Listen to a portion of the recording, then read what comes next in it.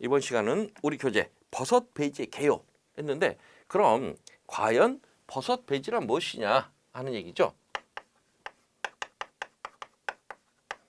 이 버섯 베이지는 식물로 이야기하면 토양의 개념이라고 그랬어요. 그래서 먼저 우리가 식물과 버섯의 차이점, 여기에 따라서 이 삶의 터전이 조금 이 조건들이 달라질 수가 있어요. 우리 교재 내용 먼저 한번 보겠습니다. 식물은 엽록체가 있어 광합성을 통해 영양분을 생성한다 해서, 이 식물은 엽록소를 가지고 있지만 버섯은 엽록소를 가지고 있지 않습니다. 그래서 엽록소를 갖고 있다는 얘기는 광합성을 진행을 한다는 얘기죠. 그러면 엽록소가 없으니까 광합성을 하지 못할 것이다. 광합성을 한다는 얘기는 다시 말해서 이 탄수화물,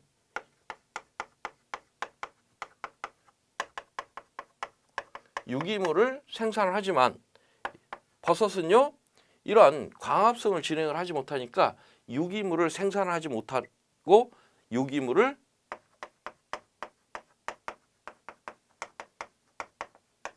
이 소비하는, 그래서 이 어찌 보면 식물은 이 생산자의 입장이고요, 이 버섯 같은 이 균과 동물 같은 경우에는 이 소비자의 입장에 서게 됩니다. 그래서 이것을 우리가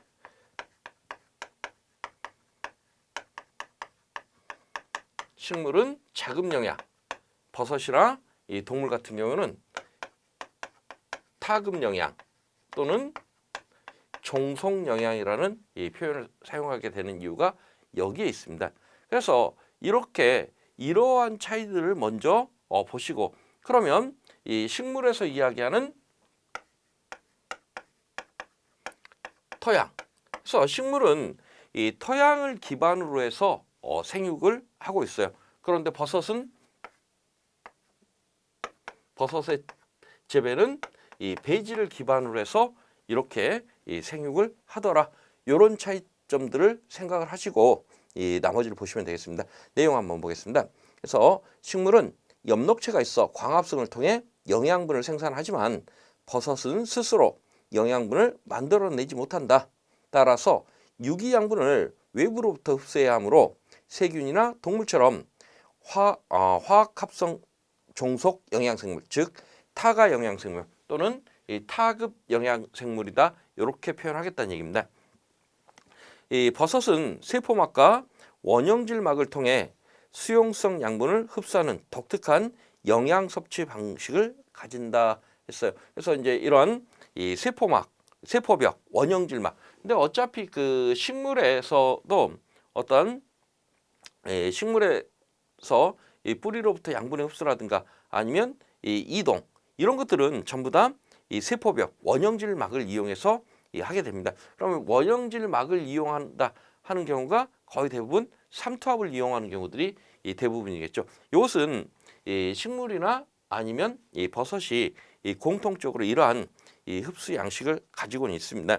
그런데 이 포자가 발화하고 균사가 생장하려면 반드시 외부로부터 영양을 흡수해야 한다.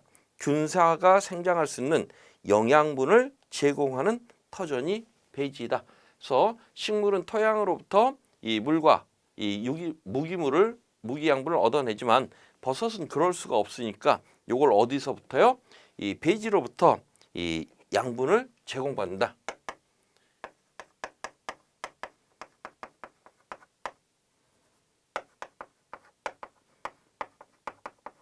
그래서 이 양분이 없으면 결국 이 생육이 불가능해질 것이다 하는 얘기입니다. 버섯균사는 이 처음부터 끝까지 무균 상태에서 순수 배양이 이루어져야 된다. 그래서 이 버섯은